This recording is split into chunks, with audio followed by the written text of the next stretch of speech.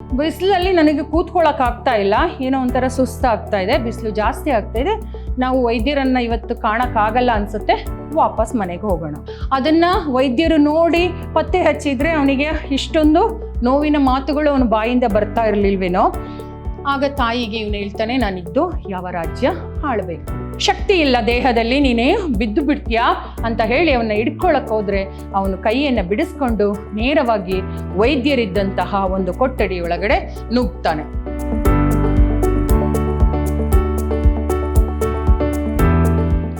ಎಲ್ಲರಿಗೂ ನಮಸ್ಕಾರ. ನಾನು ಸವಿತಾ AP, ಕನ್ನಡ ಉಪನ್ಯಾಸಕಿ, ವಿದ್ಯಾಶ್ರಮ ಪದವಿ ಪೂರ್ವ ಕಾಲೇಜು, ಮೈಸೂರು.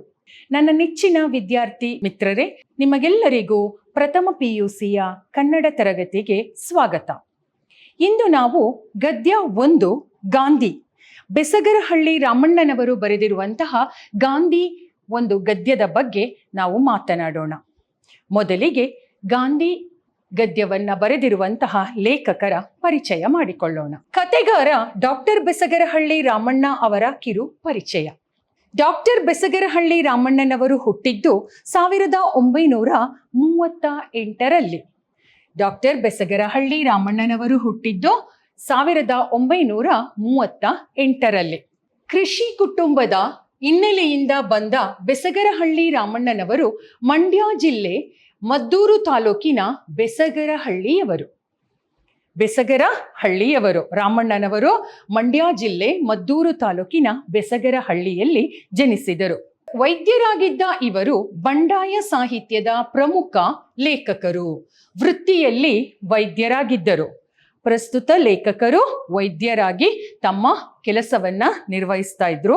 ಅದರ ಜೊತೆಗೆ ಅವರು ಬಂಡಾಯ ಸಾಹಿತ್ಯದ ಪ್ರಮುಖ ಲೇಖಕರು ಕೂಡ ಆಗಿದ್ರು. ಬಂಡಾಯ ಸಾಹಿತ್ಯ ಅಂದ್ರೆ ಸಮಾಜದ ನಡೀತಾ ಇರುವಂತಹ ಒಂದು ವಿಚಾರಗಳ ಬಗ್ಗೆ ಎತ್ತಿ ತೋರಿಸುವಂತಹ ಒಂದು ಲೇಖಕರು ಇವರಾಗಿದ್ರು. ಅದನ್ನ ಬರವಣಿಗೆಯ ಮೂಲಕ ಅವರು ಅದನ್ನ ಪ್ರಸ್ತುತಪಡಿಸ್ತಾ ಇದ್ರು. ಹಳ್ಳಿಯ ಬಡಜನರ ಮುಗ್ಧತೆ, ಅಸಹಾಯಕತೆ, ನೋವು, ನಲಿವುಗಳನ್ನು ತುಂಬಾ ಪ್ರೀತಿಯಿಂದ ತಮ್ಮ ಕಥೆಗಳಲ್ಲಿ ಚಿತ್ರಿಸಿದ್ದಾರೆ. ಇವರು ವೈದ್ಯರಾಗಿದ್ದ ಕಾರಣ ಇವರು ಹಳ್ಳಿಯನ್ನ ತುಂಬಾ ಪ್ರೀತಿಸ್ತಾ ಇದ್ರು. ಹಳ್ಳಿ ಜೀವನ ಇವರಿಗೆ ತುಂಬಾ ಇಷ್ಟ ಇತ್ತು. ಹಳ್ಳಿ ಜನರನ್ನ ಹತ್ತಿರದಿಂದ ಅವರ ನೋವು ನಲಿವುಗಳು, ಅವರ ಮುಗ್ಧತೆ, ಅದನ್ನೆಲ್ಲ ತಿಳ್ಕೊಂಡಂತಹ ವೈದ್ಯರು ಇವರಾಗಿದ್ರು.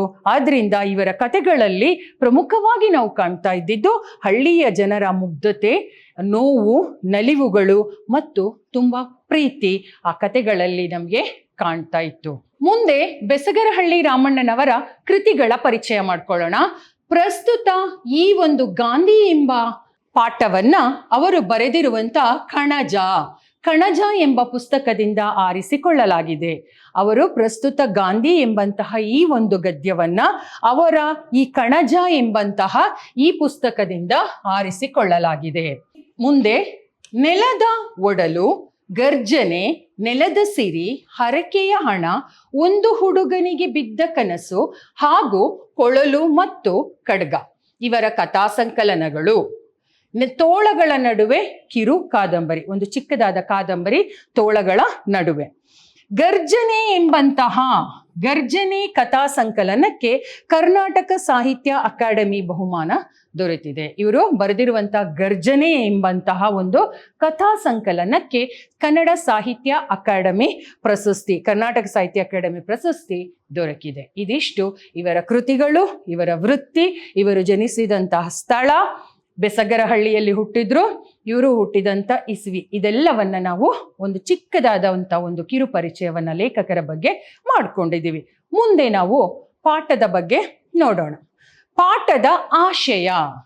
ಪ್ರತಿಯೊಂದು ಪಾಠವನ್ನ ನಾವು ಪಠ್ಯದಲ್ಲಿ ನೋಡ್ತೀವಿ ಅಂದ್ರೆ ಅದರಲ್ಲಿ ಒಂದು ಒಳ್ಳೆಯ ಒಂದು ಉದ್ದೇಶ ಇರುತ್ತೆ, ಒಂದು ಆಶಯ ಇರುತ್ತೆ. ಆ ಆಶಯ ಏನು ಈ ಒಂದು ಗಾಂಧಿ ಎಂಬಂತಹ ಒಂದು ಗದ್ಯದಲ್ಲಿ ಅಂತ ನಾವು ತಿಳ್ಕೊಳ್ಳೋಣ ಬನ್ನಿ. ಗಾಂಧೀಜಿ ಹೆಸರನ್ನು ನಾವಿಂದು ಅಪಮೌಲ್ಯಗೊಳಿಸಿಕೊಂಡಿದ್ದೇವೆ.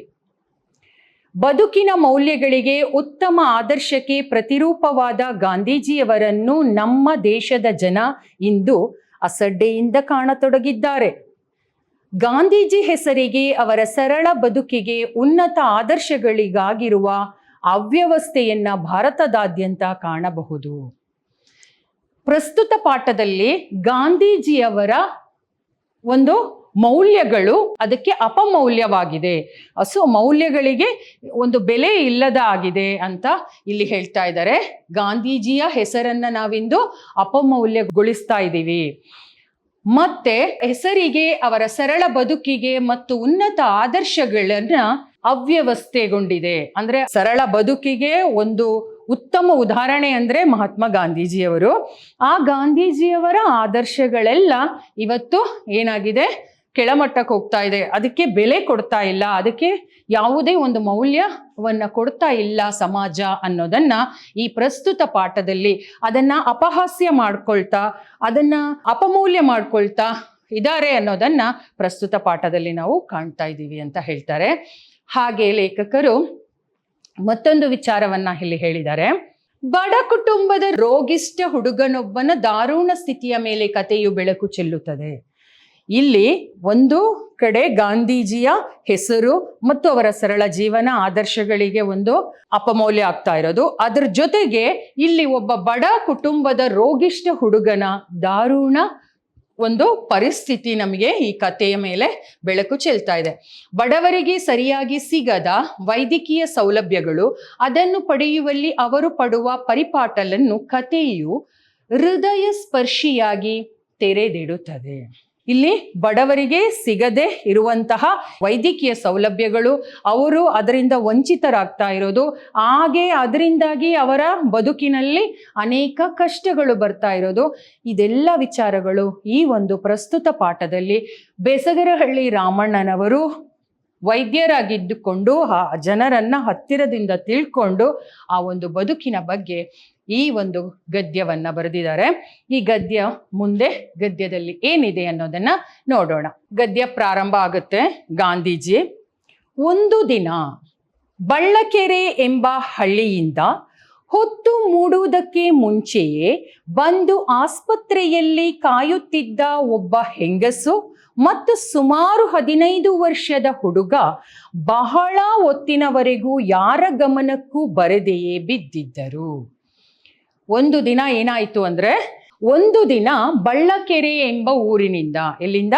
ಬಳ್ಳಕೆರೆ ಎಂಬ ಊರಿನಿಂದ ಹೊತ್ತು ಮೂಡುವುದಕ್ಕೆ ಮುಂಚೆಯೇ ಅಂದ್ರೆ ಸೂರ್ಯ ಹುಟ್ಟೋದಕ್ಕಿಂತ ಮುಂಚೆ ಎದ್ದು ಒಂದು ಸುಮಾರು 15 ವರ್ಷದ ಹುಡುಗ ಹಾಗೂ ಅವನ ಜೊತೆ ಒಬ್ಬ ಹೆಂಗಸು, ಇವರಿಬ್ರು ಎಲ್ಲಿಗೆ ಬರ್ತಾರೆ? ಆ ಒಂದು ಆಸ್ಪತ್ರೆಗೆ ಬಂದು ತಲುಪಿರ್ತಾರೆ. ಎಷ್ಟೋ ಹೊತ್ತಿನವರೆಗೂ, ಬಹಳ ಹೊತ್ತಿನವರೆಗೆ ಅಂದ್ರೆ ಅವರು ಬಂದು ತುಂಬಾ ಹೊತ್ತಾಗಿದೆ, ವೈದ್ಯರೂ ಬಂದಿದ್ದಾರೆ, ಬೇರೆ ರೋಗಿಗಳು ಬಂದಿದ್ದಾರೆ, ಆದ್ರೆ ಇವರನ್ನ ಯಾರು ವಿಚಾರಿಸ್ಕೊಳ್ಳೇ ಇಲ್ಲ. ಅಷ್ಟು ಹೊತ್ತು ಅವರು ಹಾಗೆಯೇ ಹೇಗ್ ಬಂದು ಕೂತಿದ್ದಾರೋ ಹಾಗೆ ಕೂತ್ಕೊಂಡೇ ಇದ್ರು. ಆ ಹೆಂಗಸು ಆ ಹುಡುಗನ ತಾಯಿ, ಆ 15 ವರ್ಷದ ಹುಡುಗ ಇದಲ್ಲ, ಆ ಹುಡುಗನ ತಾಯಿ ಆ ಹೆಂಗಸು, ಅಂದ್ರೆ ಅಲ್ಲಿ ತಾಯಿ ಮತ್ತು ಮಗ ಇಬ್ರು ಬಂದಿದ್ರು. ಆ ಹೆಂಗಸಿನ ಪ್ರಾಯ ಅಂದ್ರೆ ಆ ತಾಯಿಯ ವಯಸ್ಸು ಸುಮಾರು 40ರ ಪ್ರಾಯ, 40 ವರ್ಷ ವಯಸ್ಸಾಗಿತ್ತು ಅವಳಿಗೆ. ಹುಡುಗ ವರಾಂಡದಲ್ಲಿ ಕಂಬಕ್ಕೆ ಹೊರಗೆ ಆಸ್ಪತ್ರೆಗೆ ಬಂದು ಹೋಗುವವರನ್ನು ಯಾವ ಕುತೂಹಲವೂ ಇಲ್ಲದೆ ನೋಡುತ್ತಾ ಕುಳಿತಿದ್ದ. ಏನಾಯ್ತು? ಆ ತಾಯಿ ಮತ್ತೆ ಮಗ ಬಂದಿದ್ದಾರೆ. ತಾಯಿ ಮಗ ಇಬ್ರು ಬಂದು ಕೂತ್ಕೊಂಡಿದ್ದಾರೆ. ಮಗ ಕಂಬಕ್ಕೆ ಹೊರಗೆ ಸುಮ್ಮನೆ ಕೂತ್ಕೊಂಡಿದ್ದಾನೆ.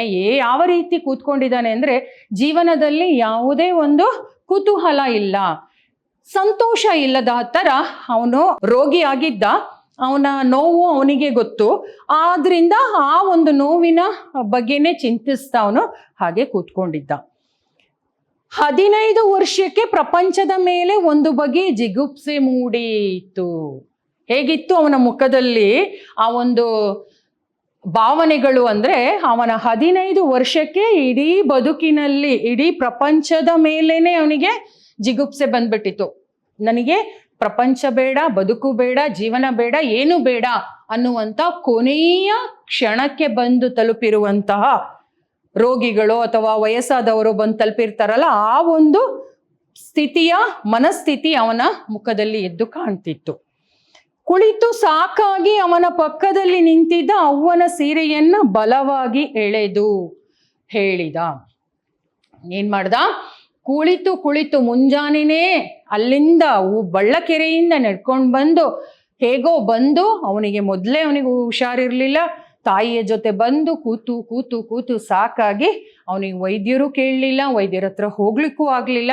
ಹಾಗೆ ಕೂತಲ್ಲೇ ಅವನಿಗೆ ತುಂಬ ಬೇಸರವಾಗಿ ಅವನೇನು ಮಾಡ್ತಾನೆ, ಎದ್ದು ತಾಯಿಯ ಸೆರಗನ್ನ ಹಿಡಿದು ಹೇಳ್ತಾನೆ, ಅವ್ವ ಬಿಸಿಲು ಜಾಸ್ತಿ ಆಯ್ತಾ ಇದೆ, ನಡಿ ಊರಿಗೆ ಹೋಗುವ.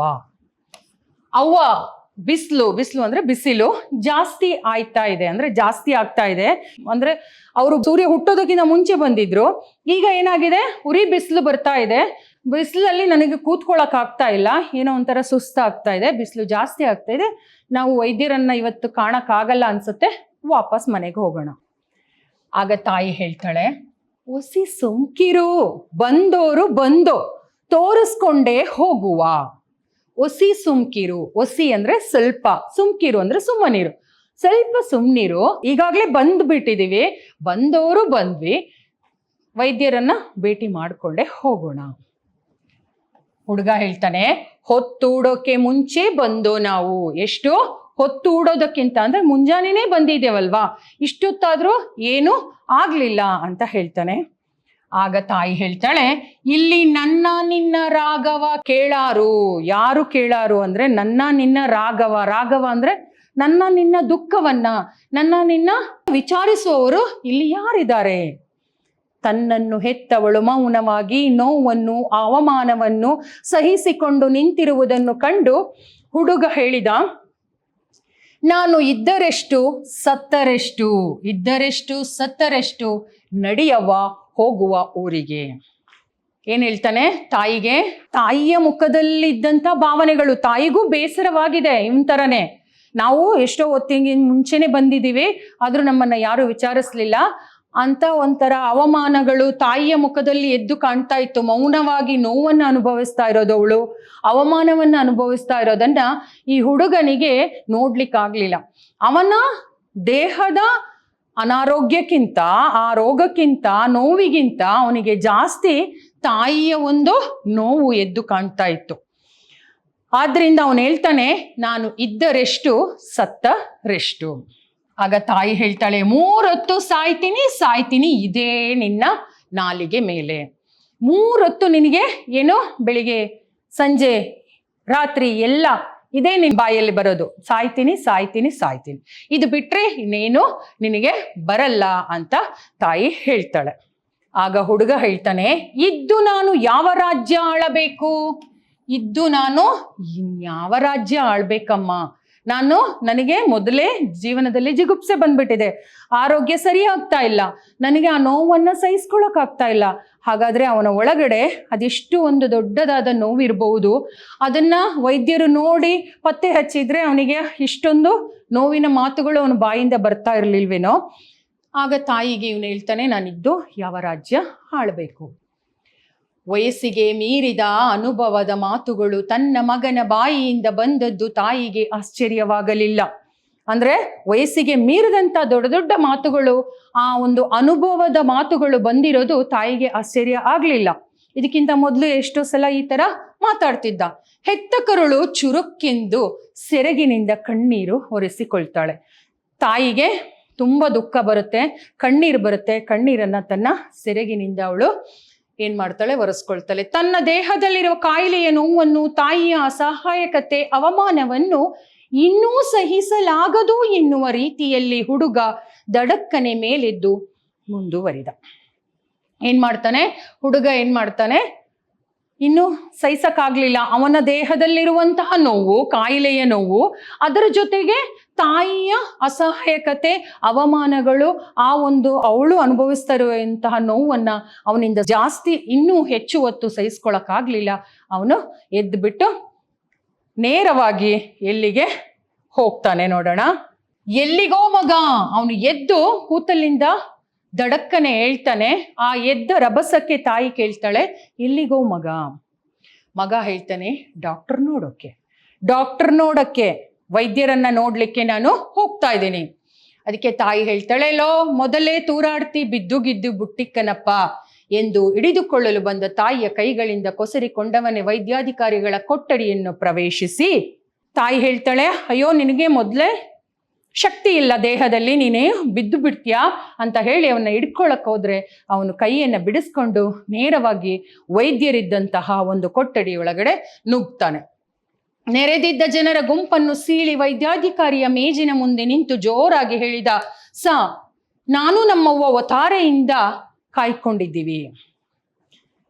ವೈದ್ಯರ ಹತ್ರ ನೇರವಾಗಿ ನುಗ್ಗಿ ಅಲ್ಲಿ ವೈದ್ಯರ ಮುಂದೆ ಗುಂಪಾಗಿ ಬೇರೆ ರೋಗಿಗಳು ನಿಂತಿದ್ರು. ಅವ್ರನ್ನೆಲ್ಲ ಏನ್ ಮಾಡ್ತಾನೆ, ಸೀಳಿಕೊಂಡು ಅವ್ರನ್ನ ದೂಡ್ಕೊಂಡು ವೈದ್ಯರ ಮೇಜಿನ ಹತ್ರ ಟೇಬಲ್ ಹತ್ರ ಹೋಗ್ಬಿಟ್ಟು ತನ್ನ ಕೈಯನ್ನ ಮುಂದೆ ಚಾಚಿ ಹೇಳ್ತಾನೆ, ಜೋರಾಗಿ ಹೇಳ್ತಾನೆ, ನಾನು ಮತ್ತೆ ನನ್ನವ್ವ ಒತ್ತಾರೆ ಅಂದ್ರೆ ಮುಂಜಾನೆಯಿಂದನೇ ಬಂದು ನಾವಿಲ್ಲಿ ನಿಮ್ಮನ್ನ ಕಾಯ್ಕೊಂಡು ಕೂತಿದ್ದೀವಿ ಅಂತ ಹೇಳ್ತಾನೆ. ವೈದ್ಯಾಧಿಕಾರಿ ಕತ್ತೆತ್ತಿ ನೋಡಿದ ಸುಮಾರು ಎತ್ತರದ ನರಪೇತಲ ಅಗಲ ಕಿವಿಗಳ ಹೊಟ್ಟೆ ಡುಬ್ಬಣ್ಣನೊಬ್ಬ ತನ್ನ ಮುಂದೆ ಬಂದು ನಿಂತಿದ್ದಾನೆ. ಅವ್ಯಕ್ತ ನೋವಿನ ರೋಷ ಅವನ ಮುಖದ ಮೇಲೆ ನಿಂತಿದೆ. ಏನು, ವೈದ್ಯಾಧಿಕಾರಿ ಬೇರೆ ರೋಗಿಗಳನ್ನ ನೋಡ್ಕೊಂಡು ಅವರಿಗೆ ಚೀಟಿಗಳನ್ನ ಬರ್ಕೊಡ್ತಾ ಔಷಧಿಗಳನ್ನ ಬರ್ಕೊಡ್ತಾ ತಲೆಯನ್ನ ತಗ್ಗಿಸ್ಕೊಂಡು ಕೂತಿದ್ದಾರೆ. ಇವನು ಬಂದು ಮಾತಾಡಿದ ತಕ್ಷಣ ಕತ್ತೆತ್ತಿ ತಲೆಯನ್ನ ಎತ್ತಿಬಿಟ್ಟು ಕತ್ತೆತ್ತಿ ನೋಡ್ತಾನೆ. ಸುಮಾರು ಎತ್ತರದ ಅಂದ್ರೆ ಒಂದು ನಾರ್ಮಲ್ ಎತ್ತರದ ನರಪೇತಲ ಅಂದ್ರೆ ತುಂಬಾ ಸಣ್ಣದಾಗಿರುವ, ಕೈಕಾಲುಗಳೆಲ್ಲ ತುಂಬಾ ಸಣ್ಣದಾಗಿರುವ ಸಣಕಲು ದೇಹದ ಅಗಲ ಕಿವಿಗಳ ಹೊಟ್ಟೆ ಡುಬ್ಬಣ್ಣನೊಬ್ಬ ತನ್ನ ಮುಂದೆ ನಿಂತಿದ್ದಾನೆ. ಅವ್ಯಕ್ತ ನೋವಿನ ರೋಷ ಅವನ ಮುಖದ ಮೇಲೆ ನಿಂತಿದೆ. ಅವನ ಮುಖದಲ್ಲಿ ಏನು ಅವನ ದೇಹ ಆಗಿತ್ತು, ಆದ್ರೆ ಅವನ ಮುಖದಲ್ಲಿ ಏನಿತ್ತು ಅಂದ್ರೆ ತುಂಬಾ ನೋವನ್ನ ಅನುಭವಿಸಿ ರೋಷ ಅದರಲ್ಲಿ ಎದ್ದು ಕಾಣ್ತಾ ಇತ್ತು. ಆ ಒಂದು ಮುಖದ ಆ ವ್ಯಕ್ತಿಯನ್ನ ಆ ವೈದ್ಯಾಧಿಕಾರಿ ಹಾಗೆ ನೋಡ್ತಾ ಇರ್ತಾನೆ. ಆಗ ಹುಡುಗನೇ ಮತ್ತೆ ಹೇಳಿದ, ನನ್ನೊಸಿ ನೋಡಿಸಾ. ವೈದ್ಯ ಹುಡುಗನನ್ನ ನೋಡ್ತಾ ಕೂತಿರ್ತಾನೆ. ಆಗ ಮತ್ತೆ ಪುನಃ ಹುಡುಗ ಹೇಳ್ತಾನೆ, ನನ್ನೊಸಿ ನೋಡಿ ಸರ್. ನನ್ನೊಸಿ ಅಂದ್ರೆ ನನ್ನನ್ನ ಸ್ವಲ್ಪ ನೋಡಿ ಸರ್. ವೈದ್ಯಾಧಿಕಾರಿ ಈ ಅಪರೂಪದ ವ್ಯಕ್ತಿಯನ್ನು ಕಂಡು ಸ್ವಲ್ಪ ಕುಚೇಷ್ಟೆ ಮಾಡಬೇಕೆನಿಸಿ, ಕುಚೇಷ್ಟೆ ಅಂದ್ರೆ ತಮಾಷೆ ಮಾಡ್ಬೇಕೆನಿಸ್ತು ವೈದ್ಯಾಧಿಕಾರಿಗೆ. ಅವನನ್ನೇ ದೃಷ್ಟಿಸಿ ಹೇಳಿದ, ವಸಿ ಏನೋ ಚೆನ್ನಾಗೇ ನೋಡ್ದೆ, ನಿನ್ನ ಹೊಟ್ಟೆ ದಪ್ಪ, ಕೈಕಾಲ್ ಸಣ್ಣ, ಕಿವಿಗಳು ಮಾತ್ರ ಗಾಂಧಿ ಕಿವಿಗಳು ಇದ್ದಾಗಿವೆಯಪ್ಪ. ವೈದ್ಯಾಧಿಕಾರಿ ಅವನನ್ನ ಹಾಗೆ ಕಣ್ಣು ಮಿಟುಕಿಸದೆ ನೋಡ್ಕೊಂಡು ಏನ್ ಹೇಳ್ತಾರೆ, ವಸಿ ಏನು, ನಿನ್ನನ್ನ ತುಂಬಾ ಚೆನ್ನಾಗಿ ನೋಡ್ತಾ ಇದ್ದೀನಿ, ಹೇಗಿದೆ ನಿನ್ನ ಹೊಟ್ಟೆ ದಪ್ಪ, ಕೈಕಾಲು ಸಣ್ಣ, ಕಿವಿಗಳು ಮಾತ್ರ ಗಾಂಧಿ ಕಿವಿ ತರ ಇದೆ, ಅಂದ್ರೆ ಸ್ವಲ್ಪ ಅಗಲವಾಗಿದೆ. ಗಾಂಧಿ ಕಿವಿ ಕೂಡ ಸ್ವಲ್ಪ ಅಗಲ ಇತ್ತು, ಆದ್ರಿಂದ ಗಾಂಧಿ ಕಿವಿಯ ತರ ಇದೆ ಅಂತ ಆ ಒಂದು ವೈದ್ಯ ಅವನನ್ನ ಕುಚೇಷ್ಟೆ ಅಂದ್ರೆ ತಮಾಷೆ ಮಾಡ್ತಾರೆ. ಹುಡುಗ ತನ್ನ ಬಲಗೈಯನ್ನು ಮುಂದೆ ಚಾಚಿ, ನನಗೆ ಕಾಯಿಲೆ ಏನು ನೋಡಿ ಸಾರ್, ನನಗೆ ಕಾಯಿಲೆ ಏನೋ ನೋಡಿ ಸಾರ್. ಪಾಪ ಹುಡುಗನಿಗೆ ಅಲ್ಲಿ ತಮಾಷೆ ಮಾಡುವಂತಹ ಒಂದು ಪರಿಸ್ಥಿತಿ ಇರಲಿಲ್ಲ. ಅವನ ನೋವು ಏನು ಅನ್ನೋದನ್ನ ಪತ್ತೆ ಹಚ್ಚಬೇಕಿತ್ತು, ಅದಕ್ಕೆ ಏನಾದರೂ ಒಂದು ಪರಿಹಾರ ಬೇಕಿತ್ತು ಹುಡುಗನಿಗೆ. ಅದಕ್ಕೆ ಅವನು ಪುನಃ ತನ್ನ ಕಾಯಿಲೆ ಏನು ನೋಡಿ ಸರ್ ಅಂತ ಕೇಳ್ಕೊತಾನೆ. ಆಗ ತಾಯಿ ಅಲ್ಲಿಗೆ ಬರ್ತಾಳೆ. ನಿಮ್ಮ ದಮ್ಮಯ್ಯ ಕೋಪ ಮಾಡ್ಕೊಳ್ಳದೆ, ನೋಡಿ ಸ್ವಾಮಿ, ಇವನೊಬ್ಬನೇ ನನಗೆ ಗಂಡು ಮಗ ಅಂತ ಇರೋನು. ಹೆಂಗಸೊಬ್ಬಳು ಗೋಗರೆದಳು. ಆ ಹೆಂಗಸು ಏನ್ ಮಾಡ್ತಾಳೆ, ಅಲ್ಲಿಗೆ ಬಂತಾಳೆ. ಬಂದ್ಬಿಟ್ಟು, ನಿಮ್ಮನ್ನ ದಮ್ಮಯ್ಯ ಕೋಪ ಮಾಡ್ಕೋಬೇಡಿ, ಮಗ ಏನೋ ಓಡಿ ಬಂದು ಈ ತರ ಎಲ್ಲ ಮಾತಾಡ್ಬಿಟ್ಟ ಅಂತ ಹೇಳಿ ಕೋಪ ಮಾಡ್ಕೊಳ್ಳದೆ, ನನಗೆ ಇರೋದು ಒಬ್ಬನೇ ಒಬ್ಬ ಗಂಡು ಮಗ, ಅವನನ್ನ ಸರಿಯಾಗಿ ನೋಡಿ ಅಂತ ಹೆಂಗಸು ಗೋಗರೆದಳು. ಆಗ ಆ ತಾಯಿ ಬಂದು ಗೋಗರೆದಂತಹ ಒಂದು ಸನ್ನಿವೇಶವನ್ನ ನೋಡಿದಂತ ವೈದ್ಯಾಧಿಕಾರಿಗೆ ಏನನ್ಸ್ತೋ ಏನೋ ಗೊತ್ತಿಲ್ಲ.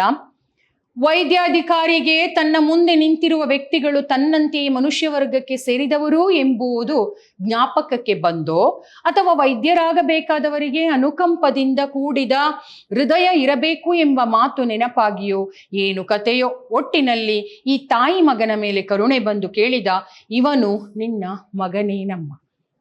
ವೈದ್ಯನಿಗೆ ಏನಾಗುತ್ತೆ, ಆ ತಾಯಿ ಗೋಗರಿಯೋದನ್ನು ನೋಡ್ಬಿಟ್ಟು, ಆ ಮಗನ ಪರಿಸ್ಥಿತಿಯನ್ನು ನೋಡ್ಬಿಟ್ಟು ವೈದ್ಯರಿಗೆ ತಾನು ವೈದ್ಯ ಅನ್ನೋದು ಆಗ ನೆನಪಿಗೆ ಬರುತ್ತೆ.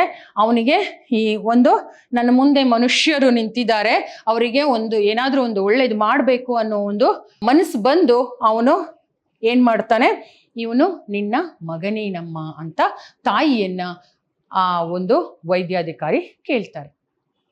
ಆಗ ತಾಯಿ ಹೇಳ್ತಾಳೆ, ಹ್ಞೂ ಸ್ವಾಮಿ, ದೇವ್ರಾಣೆಗೂ. ಇವನ ಹೆಸರೇನಮ್ಮ? ಗಾಂಧಿ ಸ್ವಾಮಿ. ವೈದ್ಯರು ಕೇಳ್ತಾರೆ, ಇವನ ಹೆಸರೇನು ಅಂತ. ಅವನ ಹೆಸರೇನು ಅಂತ ಹೇಳ್ತಾಳೆ ತಾಯಿ, ಗಾಂಧಿ ಅಂತ ಹೇಳ್ತಾಳೆ. ಆಗ ವೈದ್ಯ ಕೇಳ್ತಾನೆ, ಏನಮ್ಮ ಹುಡುಗಾಟಕ್ಕೆ ನಾನು ಇವನ ಕಿವಿಗಳು ಗಾಂಧೀಜಿಗೆ ಇದ್ದಂತೆ ಇದೆ ಅಂತ ಹೇಳಿದ್ರೆ ಸಾಕ್ಷಾತ್ ಗಾಂಧಿ ಅಂತ ಹೇಳ್ಬಿಡದಾ? ನಾನೇನೋ ತಮಾಷೆ ಸ್ವಲ್ಪ ಮಾಡೋಣ ಅಂತ ಹೇಳಿ ಇವನ ಕಿವಿಯನ್ನು ನೋಡ್ಬಿಟ್ಟು ಇವನು ಗಾಂಧಿ ತರ ಇದ್ದಾನೆ ಅಂತ ಹೇಳ್ಬಿಟ್ಟೆ, ಅದಕ್ಕೆ ನೀನ್ ನಿಜವಾಗಿ ಗಾಂಧಿ ಅಂತ ಹೇಳ್ಬಿಡದ ಅಂತ ಹೇಳ್ತಾರೆ. ಇಲ್ಲ ಸ್ವಾಮಿ, ಸುಳ್ಳು ಹೇಳಿದ್ರೆ ನನ್ನ ನಾಲ್ಗೆ ಹುಳ ಬೀಳ್ಲಿ, ಸೇದೋಗ್ಲಿ. ನನ್ನ ನಾಣೆಗೂ ಅವನ ಹೆಸರು ಗಾಂಧಿ ಅಂತ. ಅವನ ಹೆಸರೇನು? ಗಾಂಧಿ ಅಂತ. ನಾನು ಯಾವ ಸುಳ್ಳು ಹೇಳ್ತಾ ಇಲ್ಲ. ದೇವ್ರಾಣೆಗೂ ನನ್ನ ಮಗನ ಹೆಸರು ಗಾಂಧಿ ಅಂತ ವೈದ್ಯರಿಗೆ ಖಚಿತವಾಗಿ ಅವಳು ಹೇಳ್ತಾಳೆ. ನನ್ನ ಹೆಸರು ದೇವರ ಸತ್ಯವಾಗ್ಲೂ ಸಾ ಮಹಾತ್ಮ ಗಾಂಧಿ ಅಂತ ಹುಡುಗ ಧೈರ್ಯವಾಗಿ ದೃಢ ನಿಲುವಿನಿಂದ ನುಡಿದ. ಆಗ ಗಾಂಧಿ ಅಂತ ವೈದ್ಯಾಧಿಕಾರಿ ಕೇಳ್ತಾನೆ. ತಾಯಿ ಹೇಳ್ತಾ ಇರೋದು ನಂಬಿಕೆ ಬರ್ತಾ ಇಲ್ಲ ಅಂತ ಹೇಳಿ ಇವನು ದೃಢವಾಗಿ ಅಂದ್ರೆ ಖಚಿತವಾಗಿ ಹೇಳ್ತಾನೆ, ನನ್ನ ಹೆಸರು ಮಹಾತ್ಮ ಗಾಂಧಿ ಅಂತ ಸಾರ್ ಅಂತ ವೈದ್ಯನಿಗೆ ಹೇಳ್ತಾನೆ. ಆ ಒಂದು ಗಟ್ಟಿಯಾಗಿ ಹೇಳಿದಾಗ, ಜೋರಾಗಿ ಹೇಳಿದಾಗ ಇವನು ಗಾಂಧಿ ಅಂತ ಹೇಳಿ ಆ ಒಂದು ವೈದ್ಯ ಆಶ್ಚರ್ಯ ಚಕಿತನಾಗಿ ಇರ್ತಾನೆ. ವೈದ್ಯಾಧಿಕಾರಿ ಬೆಪ್ಪಾಗಿ ಹೋದ. ಬೆಪ್ಪಾಗಿ ಅಂದ್ರೆ ಆಶ್ಚರ್ಯ ಚಕಿತನಾಗಿ, ಹಾಗೆ ಬೆರಗಾಗ್ಬಿಟ್ಟ. ಗಾಂಧಿ ಅಂತ. ಅವನ ವೈದ್ಯಕೀಯ ಜೀವನದ ಈವರೆಗಿನ ಅವಧಿಯಲ್ಲಿ ಈ ರೀತಿಯ ಕಾಕತಾಳ ನ್ಯಾಯ, ಕಾಕತಾಳ ಅಂದ್ರೆ ಆಕಸ್ಮಿಕವಾಗಿ ಅವನು ಹೇಳಿರೋದು ಅಂದ್ರೆ ಆ ಪರಿಸ್ಥಿತಿಗೆ ಹೊಂದಾಣಿಕೆಯಾಗಿ ಆಕಸ್ಮಿಕವಾಗಿ ಅವನು ಹೇಳಿದ್ದು ಹುಡುಗನ ಹೆಸರು ಎರಡು ಒಂದೇ ಆಗ್ಬಿಟ್ಟಿರೋದು, ಅದಕ್ಕೆ ಕಾಕತಾಳ ನ್ಯಾಯ ಅಂತ ಹೇಳ್ತಾರೆ. ಅವನು ಕಂಡಿರಲಿಲ್ಲ, ಕೇಳಿಯೂ ಇರಲಿಲ್ಲ. ತನ್ನ ಜೀವಿತದಲ್ಲಿ ಒದಗಿ ಬಂದ ಈ ಘಟನೆ ತೀರಾ ಅಪರೂಪ ಎನಿಸಿ ಇದನ್ನು ತನ್ನ ಸಹೋದ್ಯೋಗಿಗಳೊಂದಿಗೆ ಪಾಲು ಮಾಡಿಕೊಳ್ಳಲು ಜವಾನನನ್ನ ಜೋರಾಗಿ ಕರೆದು ಹೇಳಿದ. ಏನ್ ಮಾಡ್ತಾನೆ ವೈದ್ಯಾಧಿಕಾರಿ, ತನ್ನ ಒಂದು ಆ ವೃತ್ತಿ, ವೈದ್ಯ ವೃತ್ತಿಯ ಜೀವನದಲ್ಲಿ ಈ ತರ ಅವನು ಗಾಂಧಿ ಅಂತ ಹೇಳ್ಬಿಟ್ಟ, ಗಾಂಧಿ ತರ ಇದ್ದಾನೆ ಅಂತ, ಗಾಂಧಿ ಅಂತಾನೆ ಅವನ ಹೆಸರು ಬಂದ್ಬಿಡ್ತು. ಈ ತರದ ಒಂದು ಕಾಕತಾಳೀಯ ಆಕಸ್ಮಿಕವಾದಂತಹ ಸನ್ನಿವೇಶ ಅವನಿಗೆ ಕಂಡಿರಲಿಲ್ಲ, ಬಂದಿರಲಿಲ್ಲ. ಆದ್ರಿಂದ ಅವನೇನ್ ಮಾಡ್ತಾನೆ, ಈ ಒಂದು ವಿಚಾರವನ್ನ ತನ್ನ ಸಹೋದ್ಯೋಗಿಗಳೊಂದಿಗೆ, ಬೇರೆ ಅಧಿಕಾರಿಗಳೊಂದಿಗೆ ಅದನ್ನ ಹಂಚ್ಕೋಬೇಕು ಅಂತ ಹೇಳಿ ಆ ಜವಾನನನ್ನ ಕರೀತಾನೆ. ನೋಡು ನಾಯ್ಡು, ನರಸಿಂಹಮೂರ್ತಿ ಸರಸಮ್ಮ ಅವರನ್ನು ಬೇಗನೆ ನಾನು ಬರಹೇಳಿದೆ ಅಂತ ಕೂಗಯ್ಯ. ಎಲ್ಲರೂ ಬಂದರು. ಯಾರನ್ನೆಲ್ಲ? ನಾಯ್ಡು ಅಂತ ಜವಾನನ ಹೆಸರು. ನಾಯ್ಡು ಅನ್ನ ಕರೆದ್ಬಿಟ್ಟು ಹೇಳ್ತಾನೆ, ನೋಡು ನರಸಿಂಹಮೂರ್ತಿ ಮತ್ತೆ ಸರಸಮ್ಮ ಇಬ್ಬರಿದ್ದಾರಲ್ಲ, ಅವರಿಬ್ಬರನ್ನ ಬೇಗ ನಾನು ಹೇಳ್ದೆ ಅಂತ ಕರೆಸು ಅಂತ ಹೇಳ್ತಾನೆ. ಅಷ್ಟರಲ್ಲಿ ಅವರು ಬಂದು ತಲುಪ್ತಾರೆ. ವೈದ್ಯಾಧಿಕಾರಿ ಹೇಳಿದ್ದನ್ನ ಕೇಳಿ ಕಿಸಕ್ಕನೆ ನಕ್ಕು ಬಿಟ್ಟರು. ಅದರಲ್ಲಿಯೂ ಈಗ ತಾನೇ ಕುಟುಂಬ ಯೋಜನೆಗೆ ವಿಸ್ತರಣಾಧಿಕಾರಿಯಾಗಿ ಕೆಲಸಕ್ಕೆ ಸೇರಿದ ನರಸಿಂಹಮೂರ್ತಿ ತಾನು ಇದನ್ನು ನಂಬುವುದಿಲ್ಲ ಎನ್ನುವಂತೆ ಕಿಸಕ್ಕನೆ ನಕ್ಕ. ಏನಾಯ್ತು, ಅವರು ಸರಸಮ್ಮ ಮತ್ತೆ ನರಸಿಂಹಮೂರ್ತಿ ಜೋರಾಗಿ, ಕಿಸಕ್ಕನೆ ಅಂದ್ರೆ ಜೋರಾಗಿ ನಗ್ತಾರೆ. ಅದನ್ನ ಅದೇನು ಅಂತ ಹೇಳ್ಬಿಟ್ಟು, ಆದ್ರೆ ಆ ನರಸಿಂಹಮೂರ್ತಿ ಕುಟುಂಬ ಯೋಜನೆಗೆ ವಿಸ್ತರಣಾಧಿಕಾರಿಯಾಗಿ ಕೆಲಸಕ್ಕೆ ಸೇರಿದ ನರಸಿಂಹಮೂರ್ತಿ, ಈ ಒಂದು ವ್ಯಕ್ತಿ ಅದನ್ನ ಇನ್ನೂ ನಂಬ್ತಾನೆ ಇರಲಿಲ್ಲ. ಅವನು ಇನ್ನೂ ಅದನ್ನ ಒಂಥರ ತಮಾಷೆಯಾಗಿ ಅದನ್ನ ತಗೊಳ್ತಾನೆ. ಆಗ ವೈದ್ಯರಿಗೆ ಕೋಪ ಬರುತ್ತೆ. ಆಗ ಅವ್ರು ಹೇಳ್ತಾರೆ, ಬೇಕಾದ್ರೆ ಅವನ್ನೇ ಕೇಳಿ ಅಂತ ಹೇಳ್ತಾರೆ. ನರಸಿಂಹಮೂರ್ತಿಗೆ ವೈದ್ಯ ಸ್ವಲ್ಪ ಹುಸಿ ಕೋಪದಲ್ಲಿ ಅಂದ್ರೆ ಒಂದು ಚಿಕ್ಕದಾಗಿ ಕೋಪ ಮಾಡ್ಕೊಂಡು ಹೇಳ್ತಾರೆ, ನೀನ್ ಬೇಕಿದ್ರೆ ಆ ಹುಡುಗನನ್ನೇ ಕೇಳಪ್ಪ, ನಾನೇನು ಸುಳ್ಳು ಹೇಳ್ತಿದ್ದೀನಾ ಅಂತ ಆ ಒಂದು ವೈದ್ಯ ಹೇಳ್ತಾನೆ. ಆಗ ನರಸಿಂಹಮೂರ್ತಿ ಸುಮ್ಮನಿರ್ತಾನ? ನರಸಿಂಹಮೂರ್ತಿ ಅದನ್ನ ಖಚಿತಪಡಿಸ್ಕೊಳ್ಬೇಕು, ನಿಜವಾಗಿ ಇದು ನಡೆದಿದ್ದ ಅಂತ ನೋಡ್ಲಿಕ್ಕೋಸ್ಕರ ಅವನು ಪ್ರಶ್ನೆ ಮಾಡ್ತಾನೆ. ಯಾರನ್ನ? ನರಸಿಂಹಮೂರ್ತಿ ವೈದ್ಯಾಧಿಕಾರಿಗಳ ಕುರ್ಚಿಯ ಮೇಲೆ ಗೋಡೆಗೆ ತೂಗು ಹಾಕಿರೋ ಫೋಟೋ ಒಂದನ್ನು, ಯಾವ ಫೋಟೋ? ಗಾಂಧೀಜಿ ಫೋಟೋ ತೋರಿಸಿ ಕೇಳಿದಲ್ಲೋ ಹುಡುಗ, ಫೋಟೋ ಯಾರದಯ್ಯ? ಯಾರ್ದಯ್ಯ ಅಂತ ಈ ಗಾಂಧೀಜಿಯ ಫೋಟೋವನ್ನ ತೋರಿಸ್ಬಿಟ್ಟು ಅವನು ಕೇಳ್ತಾನೆ, ಇದು ಯಾರ್ದು ಫೋಟೋ ಹೇಳು ಅಂತ ಕೇಳ್ತಾನೆ. ಆಗ ಹುಡುಗ ಹೇಳ್ತಾನೆ, ಮಹಾತ್ಮ ಗಾಂಧಿಯವ್ರದ್ದು ಸರ್. ಪಾಪ ಹುಡುಗ ಹೇಳ್ತಾನೆ, ನಿಜ ತಾನೆ, ಮಹಾತ್ಮ ಗಾಂಧೀಜಿಯಿತ್ತು ಅಂತ ಹೇಳ್ತಾನೆ. ನಿನ್ನ ಹೆಸರೇನಯ್ಯ? ಆಗ ನರಸಿಂಹಮೂರ್ತಿ ಕೇಳ್ತಾನೆ. ಆಗ ಹುಡುಗ ಹೇಳ್ತಾನೆ, ಮಹಾತ್ಮ ಗಾಂಧಿ ಸಾ. ನನ್ನ ಹೆಸರೇನು? ಮಹಾತ್ಮ ಗಾಂಧಿ. ಸುಳ್ಳು ಹೇಳಬೇಡ. ಸುಳ್ಳು ಹೇಳಿ ತಾವು ನಾನು ಯಾವ ಸಾಮ್ರಾಜ್ಯ ಇಸ್ಕೋಬೇಕು? ನರಸಿಂಹಮೂರ್ತಿ ಹೇಳ್ತಾನೆ, ಸುಳ್ಳು ಹೇಳ್ಬೇಡ, ಫೋಟೋದಲ್ಲಿರೋದು ಮಹಾತ್ಮ ಗಾಂಧೀಜಿ ಸರಿ, ಆದ್ರೆ ನಿನ್ನ ಹೆಸರೇನು? ಮಹಾತ್ಮ ಗಾಂಧಿ. ಸುಳ್ಳು ಹೇಳ್ಬೇಡ ಅಂತ ಹೇಳಿದಾಗ ಹುಡುಗ ಹೇಳ್ತಾನೆ, ನಿಮ್ಮ ಹತ್ರ ಸುಳ್ಳು ಹೇಳ್ಬಿಟ್ಟು ನಾನು ಯಾವ ರಾಜ್ಯವನ್ನ ಗಳಿಸ್ಬೇಕು, ಈಸ್ಕೋಬೇಕು ಅಂತ ಅವನು ಹೇಳ್ತಾನೆ. ಆಗ ಎಲ್ಲರ ನಾಲಿಗೆ ಸೇದಿ ಹೋದವರಂತೆ ಅವರೆಲ್ಲ ಒಟ್ಟಿಗೆ ಸೇರ್ಬಿಟ್ಟು ಆಶ್ಚರ್ಯಚಕಿತರಾಗಿ ಅವರನ್ನೇ ಒಂದ್ಸಲ ನೋಡ್ತಾರೆ. ಅವ್ರು ನೋಡಿ ಮಹಾತ್ಮ ಗಾಂಧೀಜಿಯ ಫೋಟೋವನ್ನು ಒಮ್ಮೆ, ನಂತರ ರಕ್ತ ಮಾಂಸ ತುಂಬಿಕೊಂಡು ಉಸಿರಾಡುತ್ತಾ ನೋವನ್ನು ಅನುಭವಿಸುತ್ತಾ ನೆಲದ ಮೇಲೆ ನಮ್ಮ ಕಣ್ಣೆದುರಿಗೆ ನಿಂತಿರುವ ಮಹಾತ್ಮ ಗಾಂಧಿಯ ಕಡೆಗೊಮ್ಮೆ, ಮಹಾತ್ಮ ಗಾಂಧೀಜಿಯ ಫೋಟೋವನ್ನೊಮ್ಮೆ, ಫೋಟೋದಲ್ಲಿರೋ ಗಾಂಧೀಜಿಯನ್ನೊಮ್ಮೆ, ಮತ್ತೆ ಜೀವಂತವಾಗಿ ನಮ್ಮ ಮುಂದೆ ನಿಂತಿರುವ ಆ ಮಹಾತ್ಮ ಗಾಂಧಿ ಅನ್ನೋ ಹುಡುಗನನ್ನ ಒಂದ್ಸಲ ಈ ವೈದ್ಯಾಧಿಕಾರಿಗಳು ನೋಡ್ಕೊಂಡೇ ನಿಂತಿರ್ತಾರೆ. ವೈದ್ಯಾಧಿಕಾರಿ ಮತ್ತು ಅವನ ಬಳಗ ಜಗತ್ತಿನ ಮೇಲೆ ತೀರಾ ಸೋಜಿಗದ ವಿಷಯವನ್ನು ಕಂಡವರಂತೆ ನಿಂತಿದ್ದನ್ನು ಕಂಡು ಮಹಾತ್ಮ ಗಾಂಧಿಗೆ ಬೇಸರವಾಯಿತು. ಇಲ್ಲಿ ಮಹಾತ್ಮ ಗಾಂಧಿಗೆ ಏನನ್ಸುತ್ತೆ ಅಂದ್ರೆ, ತನ್ನ ಹೆಸರಿನ ಬಗ್ಗೆ, ತನ್ನ ಒಂದು ದೇಹದ ಬಗ್ಗೆ ಇವರು ಮಾತಾಡ್ಕೊಂಡು ಆಶ್ಚರ್ಯಚಕಿತರಾಗಿ ಏನೋ ಒಂದು ವಿಚಿತ್ರವಾದಂತ ವಿಷಯವನ್ನ ಚರ್ಚೆ ಮಾಡೋ ರೀತಿಯಲ್ಲಿ ನಿಂತಿರೋದನ್ನ ನೋಡಿದಂತ ಮಹಾತ್ಮ ಗಾಂಧಿ ಆ ಹುಡುಗನಿಗೆ ಬೇಸರವಾಗುತ್ತೆ. ಆಗ ಅವನು ಮುಂದೆ ಏನ್ ಮಾಡ್ತಾನೆ ನೋಡಿ, ನನ್ನ ಕಾಯಿಲೆ ನೋಡಿ ಸ, ನನ್ನ ಹಣೆ ಬರ ಎಂದ. ವೈದ್ಯರ ಹತ್ರ ಏನಂತ ಹೇಳ್ತಾರೆ, ಅವನು ಫೋಟೋ ಮತ್ತೆ ಹುಡುಗನನ್ನ ನೋಡ್ತಾ ನಿಂತಿದ್ದಂತ ಆ ವ್ಯಕ್ತಿಗಳನ್ನ ಅವನು ಏನ್ ಮಾಡ್ತಾನೆ, ಅವನು ಹೇಳ್ತಾನೆ, ನನ್ನ ಕಾಯಿಲೆ ನೋಡಿ ಸರ್, ನನ್ನ ಹಣೆ ಬರ ಅಂತ. ಆಗ ನಿನಗೆ ಈ ಹೆಸರು ಯಾರು ಕಟ್ಟಿದೋರು ಅಂತ ಆ ಹುಡುಗನನ್ನ ವೈದ್ಯಾಧಿಕಾರಿ ಕೇಳ್ತಾರೆ. ಅವರಿಗೆ ಬರೀ ಆ ಹೆಸರಿನ ಬಗ್ಗೆನೇ ಚರ್ಚೆ ಆಗತ್ತೆ. ಅಲ್ಲಿ ಆ ಹುಡುಗನ ನೋವು, ಆ ಹುಡುಗನ ಒಂದು ರೋಷ, ಅವನಿಗೆ ಬೇಕಾದಂತ ಏನು ವ್ಯವಸ್ಥೆ ಬೇಕು ವೈದ್ಯಕೀಯ, ಅದನ್ನ ಕೊಡುವಂತಹ ಯಾವುದೇ ಮನಸ್ಸನ್ನ ವೈದ್ಯಾಧಿಕಾರಿಗಳು ಮಾಡ್ತಾ ಇಲ್ಲ. ಇದೇ ಪ್ರಸ್ತುತ ಲೇಖಕರು ಇಲ್ಲಿ ತೋರಿಸ್ತಾ ಇರುವಂತ ವಿಚಾರ ನೋಡಿ ಪಾಠದಲ್ಲಿ. ಇಲ್ಲಿ ಏನಾಗ್ತಾ ಇದೆ ಅಂದ್ರೆ, ಅವರಿಗೆ ಆ ಹೆಸರು ನಿಮಗೆ ಯಾರು ಹಾಕಿದ್ರು ಅಂತ ಕೇಳ್ತಿದ್ದಾರೆ. ಅದಕ್ಕೆ ಆ ಹುಡುಗ ಹೇಳ್ತಾನೆ, ನಮ್ಮ ಅಯ್ಯ ಕರಿಸಿದ್ದೇಗೌಡ. ಅಯ್ಯ ಅಂದ್ರೆ ತಾತ, ಅಜ್ಜ, ಆ ತಾಯಿಯ ತಂದೆ ಕರಿಸಿದ್ದೇಗೌಡ ಅಂತ. ಆ ಕರಿಸಿದ್ದೇಗೌಡ ಅಂತವನೇ, ಆ ಕರಿಸಿದ್ದೇಗೌಡ ನನ್ನ ತಾತ ನನಗೆ ಮಹಾತ್ಮ ಗಾಂಧಿ ಅಂತ ಹೆಸರಿಟ್ಟಿದ್ದಾರೆ ಅಂತ ಹೇಳ್ತಾನೆ. ಆಮೇಲೆ ಅವ್ರಿಗೇನು ಅನ್ಸುತ್ತೋ ಗೊತ್ತಿಲ್ಲ, ವೈದ್ಯಾಧಿಕಾರಿ ಮಿಡ್ವೈಫ್ ಅಮ್ಮನವರನ್ನು ಕರೆದು ಗಾಂಧೀಜಿಯನ್ನು ಪರೀಕ್ಷೆಯ ಕೊಠಡಿಗೆ ಕರೆದುಕೊಂಡು ಹೋಗಿ ಮಲಗಿಸುವಂತೆ ಹೇಳಿದರು. ಮಿಡ್ವೈಫ್ ಅಮ್ಮ ಅಂದ್ರೆ ನರ್ಸ್.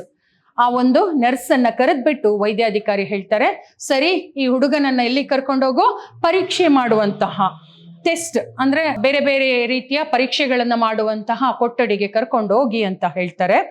ಅವಳು ಹಾಗೆ ಮಾಡಿದಳು. ನಾಲಿಗೆ, ಕಣ್ಣು, ಗಂಟಲು ನೋಡಿದ ಮೇಲೆ ಹೃದಯ ಶ್ವಾಸಕೋಶಗಳ ಪರೀಕ್ಷೆ ಮುಗಿಸಿ ಹೊಟ್ಟೆಯನ್ನೂ ಪರೀಕ್ಷೆ ಮಾಡಿದ ವೈದ್ಯಾಧಿಕಾರಿ. ಏನೆಲ್ಲ ಆಗುತ್ತೆ?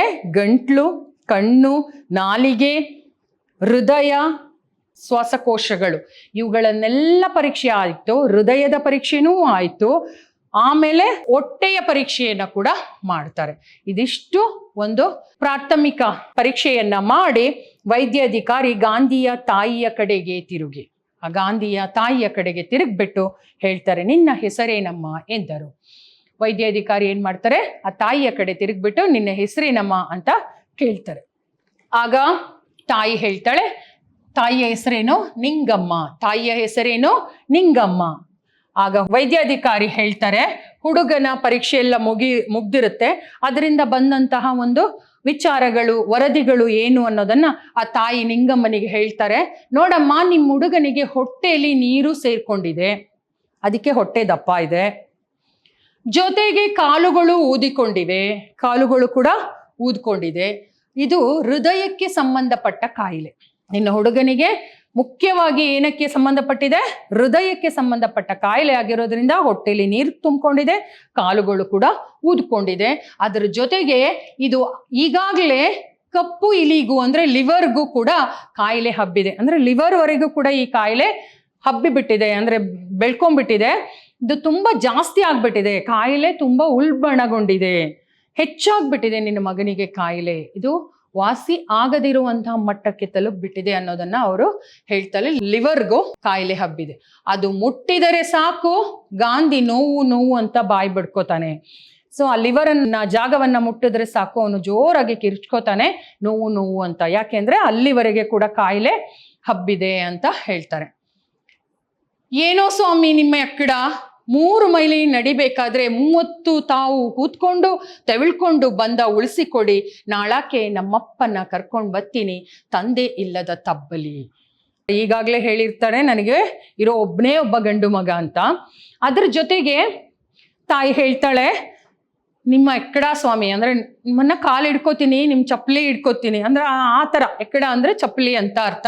ಅಂದ್ರೆ ನಿಮ್ಮ ಕಾಲು ಹಿಡ್ಕೋತೀನಿ, 3 ಮೈಲಿ ಇಂದ ನಾವು ಬಳ್ಳಕೆರೆಯಿಂದ ಅಷ್ಟು ದೂರದಿಂದ ನಾವು ಆ ಹುಡುಗ ತೆವಳ್ಕೊಂಡು ನಡ್ಕೊಂಡು ಬಿದ್ಕೊಂಡು ಹೇಗೋ ಒಂದು ಕಷ್ಟಪಟ್ಕೊಂಡು ಈ ಆಸ್ಪತ್ರೆಗೆ ಬಂದಿದ್ದಾನೆ. ದಯವಿಟ್ಟು ಇಲ್ಲಿ ಆಗಲ್ಲ ಅಂತ ಮಾತ್ರ ಹೇಳಬೇಡಿ, ನನ್ನ ಮಗನ ಕಾಯಿಲೆಯನ್ನು ಉಳಿಸ್ಕೊಡಿ ಅಂತ ಹೇಳಿ ಅವಳು ಬೇಡ್ಕೋತಾಳೆ. ಅದ್ರ ಜೊತೆಗೆ ಅವಳು ಹೇಳ್ತಾಳೆ, ನಾಳಕ್ಕೆ ಅಂದರೆ ನಾಳೆ ನನ್ನ ಅಪ್ಪನನ್ನ ಕರೆಸಿದ್ದೇಗೌಡನನ್ನ ಕರ್ಕೊಂಡು ಬರ್ತೀನಿ, ದಯವಿಟ್ಟು ತಂದೆ ಇಲ್ಲದ ತಬ್ಬಲಿ ಅಂದರೆ ನನ್ನ ಮಗನಿಗೆ ಯಾರಿಲ್ಲ, ತಂದೆ ಇಲ್ಲ, ನನಗೆ ಗಂಡ ಇಲ್ಲ ಅಂತ ಅವಳು ಹೇಳ್ಕೊತಾಳೆ. ನಿನ್ನ ಗಂಡನಿಗೆ ಏನಾಗಿ ಸತ್ತೋದ? ಈಗ ವೈದ್ಯಾಧಿಕಾರಿ ಕೇಳ್ತಾನೆ, ಹೌದಾ, ಓ ಮಗನಿಗೆ ತಂದೆ ಇಲ್ವಾ, ಹಾಗಾದ್ರೆ ನಿನ್ನ ಗಂಡ ಏನಾಗಿ ಅವನು ತೀರ್ಕೊಂಡಿದ್ದಾನೆ ಅಂತ ಕೇಳ್ತಾನೆ. ಆಗ ನಿಂಗಮ್ಮ ತಾಯಿ ಹೇಳ್ತಾಳೆ, ಸ್ವಾಮಿ ಸೇಂದಿ ಇಳಿಸೋಕೆ ಸಾವುಕಾರರು ತಾವು ಇದ್ರು. ಅಂದ್ರೆ ಸಾವುಕಾರ ಮನೆಯಲ್ಲಿ ಕೆಲಸ ಮಾಡ್ಕೊಂಡಿದ್ರು, ಸೇಂದಿ ಇಳಿಸೋದು, ಮರ ಕತ್ತೋದು, ಮರದಿಂದ ಸೇಂದಿ ಇಳಿಸೋದು, ಈ ಕೆಲಸವನ್ನ ಮಾಡ್ತಾ ಇದ್ರು. ಆ ಒಂದು ಸೇಂದಿ ಇಳಿಸುವಂತ ಕಾರ್ಯವನ್ನ ಮಾಡ್ತಾ ಇದ್ದಾಗ ಒಂದು ದಿನ ಏನಾಯ್ತು, ಮರದ ಮೇಲಿಂದ ಕೆಳಗಡೆ ಬಿದ್ದು ಪಟ್ ಅಂತ ಪ್ರಾಣ ಬಿಟ್ಬಿಟ್ಟ ಅಂತ ಹೇಳ್ತಾರೆ, ಅಲ್ಲೇ ಸತ್ತೋದ. ಆಗ ವೈದ್ಯಾಧಿಕಾರಿಗೆ ತುಂಬಾ ಬೇಜಾರಾಗುತ್ತೆ.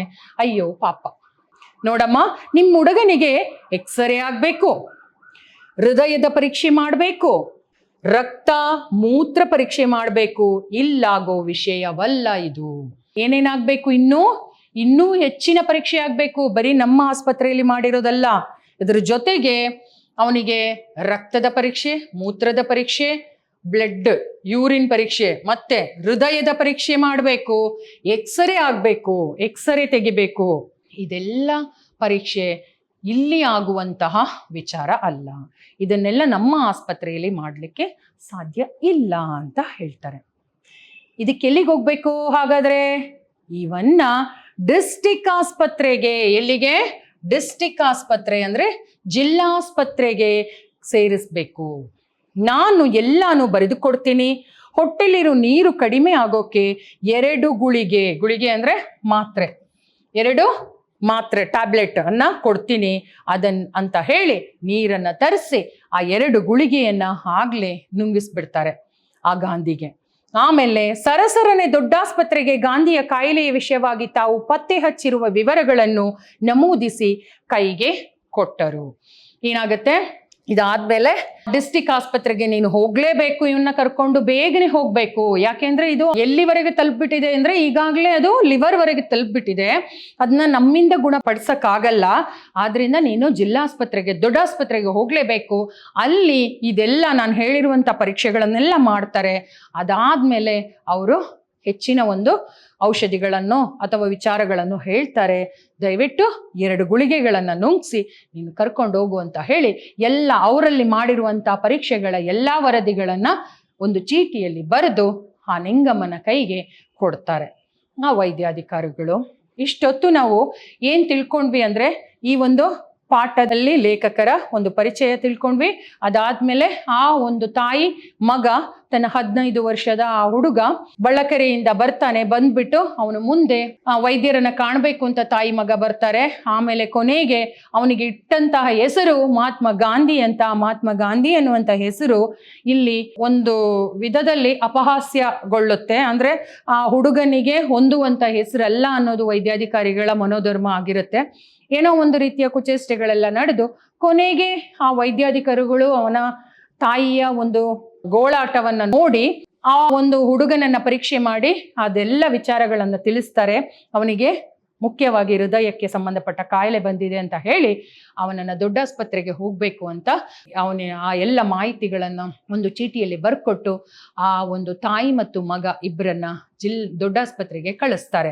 ಮುಂದಿನ ಒಂದು ಭಾಗದಲ್ಲಿ ನಾವು ಏನನ್ನ ತಿಳ್ಕೊಳ್ಳೋಣ. ಆ ಹುಡುಗ ಮತ್ತೆ ತಾಯಿ ಹೋಗ್ತಾರೆ ಆ ದೊಡ್ಡಾಸ್ಪತ್ರೆಗೆ. ಹೋಗಿ ಅಲ್ಲಿ ಅವನಿಗೆ ಒಂದು ಚಿಕಿತ್ಸೆ ಸಿಗುತ್ತಾ, ಆ ಹುಡುಗನ ಒಂದು ಕಾಯಿಲೆ ವಾಸಿ ಆಗುತ್ತಾ, ಅಥವಾ ಆ ಕಾಯಿಲೆ ಇನ್ನೂ ಜಾಸ್ತಿ ಆಗಿ ಅವನ ಪ್ರಾಣಕ್ಕೆ ಏನಾದರೂ ತೊಂದರೆ ಆಗ್ಬೋದಾ, ಮುಂದೆ ತರಗತಿಯಲ್ಲಿ ನಾವು ತಿಳಿದುಕೊಳ್ಳೋಣ. ಅಲ್ಲಿಯವರೆಗೆ ನಿಮಗೆಲ್ಲರಿಗೂ ವಂದನೆಗಳು. ಧನ್ಯವಾದ.